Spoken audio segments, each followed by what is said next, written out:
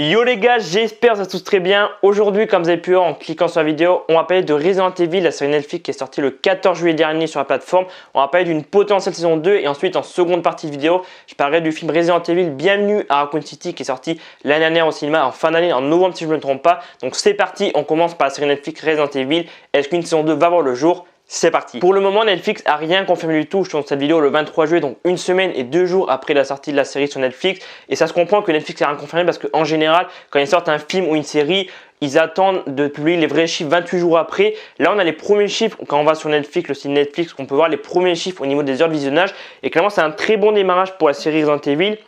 Puisqu'en une semaine, la série a fait 70 millions d'heures de visionnage et actuellement, à ce jour, quand je tourne cette vidéo le 23 juillet, elle est à 72 millions d'heures de visionnage. Donc actuellement, vous voyez un screenshot des séries les plus vues au niveau des heures de visionnage. Donc en première place, on a Stranger Things avec plus de 100 millions, 102 millions je crois d'heures de visionnage. Et donc derrière, on a Resident Evil. Et j'ai même vu que dans certains pays, en faisant un peu des recherches et en lisant des articles, Resident Evil avait détrôné Stranger Things de la première place dans certains pays au niveau des top séries. Donc clairement, c'est un très bon démarrage pour la série Resident Evil. Faudra voir sur le long terme. On sait que Netflix, ils peuvent en claquant des doigts annuler un film, enfin la suite d'un film ou une série ou une saison 2 ou 3 potentielles. Ils l'ont déjà fait par le passé. Souvent, il y a des films ou séries qui font des très bonnes audiences les premiers jours. Malheureusement, les critiques sont assassines et clairement, du coup, ça incite Netflix à annuler la série ou le film en question. Mais c'est des bons débuts. Au niveau des notes, c'est quand même très important à regarder la série Resident Evil sur le site américain Rotten Tomatoes. La presse a mis 51% sur 100. Le public a été très méchant. Il n'a pas du tout aimé l'adaptation en série de la célèbre saga jeux vidéo. Le public a mis 26% sur 100 sur Rotten Tomatoes, le site américain. Et sur Allociné, le site français, la presse a mis 2,1 sur 5 et le public a mis 2 sur 5. Donc clairement, pas de très bonnes notes pour la série Resident Evil. Donc il faudra voir ce que Netflix va lancer dans quelques semaines. Et au niveau des critiques, j'ai pris un peu ce qui revenait le plus souvent. Il y a pas mal de personnes qui disent que le scénario est trop faible, que Albert Wesker est trop gentil, il y a trop de clichés, les effets spéciaux sont peu convaincants et que c'est la pire adaptation de Resident Evil au niveau des jeux vidéo.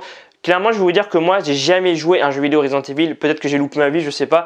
Mais je sais que c'est un truc vraiment hyper flippant, qu'il y a pas mal de personnages iconiques. J'ai fait un peu mes recherches. Il y a beaucoup de personnages iconiques que les fans aimeraient voir. Et il y a même le réalisateur, le showrunner de la série, qui a parlé. Il a dit qu'il aimerait explorer davantage l'histoire familiale en poursuivant les allers-retours dans une saison 2 si elle voit le jour. Le showrunner de la série, Andrew Dabb, a aussi dit que c'était un avant-goût. Et il a aussi argumenté un peu plus. Il a dit, si nous avons une chance de développer une saison 2 et plus, vous commencerez à avoir davantage d'éléments du jeu dans la série. Vous l'avez compris, rien n'est officiel donc pour la série Resident Evil. Pour l'instant, on n'a pas de nouvelles pour une saison 2. Dans quelques semaines, on devrait en savoir plus. Peut-être que certains, quand la nouvelle va être annoncée, vont être en mode mais c'est pas possible, la saison était catastrophique. Peut-être que certains, comme moi, vont être quand même assez contents qu'une suite voit le jour. Et voilà, qui sait, comme a dit le showrunner, peut-être que la saison 2 va permettre que ce soit plus fidèle par rapport aux jeux vidéo, que les gens vont adorer. Donc on verra dans quelques semaines. Moi, en vrai, je reste prudent parce qu'on sait que Netflix, ils ont déjà annulé par le passé des séries qui avaient cartonné au niveau des audiences et que malheureusement, la critique presse et public l'avait allumé. Du coup, Netflix a pris la décision de annuler la série en question. Même pour des films, des fois, les films cartonnent, ils annoncent une suite, je crois, et puis au final, c'est annulé parce que les critiques ont été très négatives. Ça arrive rarement pour les films, c'est plus pour les séries, mais bon, on verra dans quelques semaines si Resident Evil aura une saison 2 sur Netflix. On passe maintenant à la suite du film Resident Evil Bienvenue à Raccoon City qui est sorti l'année dernière au mois de novembre si je ne me trompe pas.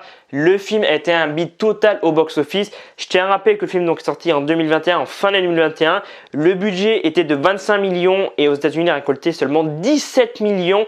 À l'international, il a récolté 21 millions et au mondial, du coup, ça fait 38 millions. Et c'est juste catastrophique pour Sony et Capcom puisque le dernier volet avec Mila Djokovic, sorti il y a quelques années, avait récolté 312 millions dans le monde, dont 26 millions aux États-Unis. Donc oui, clairement, la saga avec Mila Djokovic avait mieux marché, mais je crois qu'il y avait eu 5-6 volets. Mais à ce que j'ai vu, apparemment, c'était pas vraiment fidèle aux jeux vidéo, c'était totalement différent. Mais du coup, vous vous demandez pourquoi je parle de ce film Resident Evil Bienvenue à Raccoon City, pourquoi une suite pour voir le jour?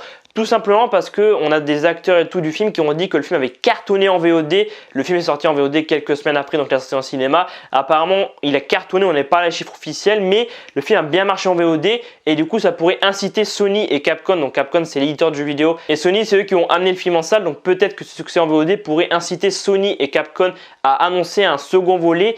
Au niveau des notes, qu'est-ce que ça donne? Parce que c'est quand même très important de se fier aux notes. Au niveau des notes, Rotten Tomatoes, la presse a mis 30% sur 100. Donc elle a été moins gentille que la série Resident Evil qui est sortie il y a quelques jours. Et le public a bien aimé dans l'ensemble puisqu'il a mis 65% sur 100 alors que la série qui est sortie il y a quelques jours, il a mis 26%. Et sur le ciné, la presse a mis 3,1 sur 5 et le public a mis 1,8. Donc là, clairement, c'est un peu mitigé. Pareil. Donc on verra avec le temps, on va voir clairement ce qui est annoncé dans les jours qui viennent parce que je pense que voilà, l'engouement qui est autour de la série Resident Evil, peut-être que ça pourrait permettre à Sony Capcom d'annoncer qu'une suite va voir le jour prochainement. Mais du coup, il sortirait où le film? Au cinéma ou directement en VOD? Moi, clairement, selon mon avis, après ça peut totalement changer, c'est rien que mon avis. Je pense que vu que le film a fait un bid mais planétaire au box-office, vraiment 38 millions mondial pour un budget de 25 millions, vraiment il n'y a rien à rembourser avec la promo et tout qu'il y a eu, ils ont perdu beaucoup d'argent, clairement Sony et Capcom. En vrai, je pense qu'ils ne prendraient pas le risque de sortir au cinéma, je pense qu'ils vont faire peut-être un second volet et le film va sortir directement en VOD pour justement que ça génère beaucoup d'argent, ou alors ils vont le sortir sur une plateforme de streaming pour que ça cartonne et tout comme un peu la série. En vrai, on ne sait pas. En vrai, pour moi, je le sortirais plus, enfin je serais le studio, je fais une suite, je le sortirais plus en VOD ou sur une plateforme de streaming pour justement avoir beaucoup plus d'audience, faire plus d'argent et que la série, enfin que le film en question, à la suite du film, il y a beaucoup d'engouement autour comme la série actuellement.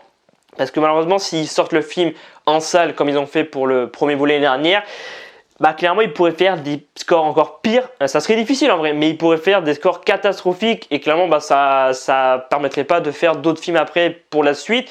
Donc en vrai, c'est à voir. Moi, j'aimerais plus que ça continue en tant que série parce que je pense qu'avec 8 épisodes par saison, ils pourraient plus développer toute l'intrigue autour des jeux vidéo Resident Evil. Alors qu'en film, un film ça demande en général plus d'argent et il faut vraiment que ça soit rentable et tout. Alors qu'une série, ça sort en général sur une plateforme de streaming.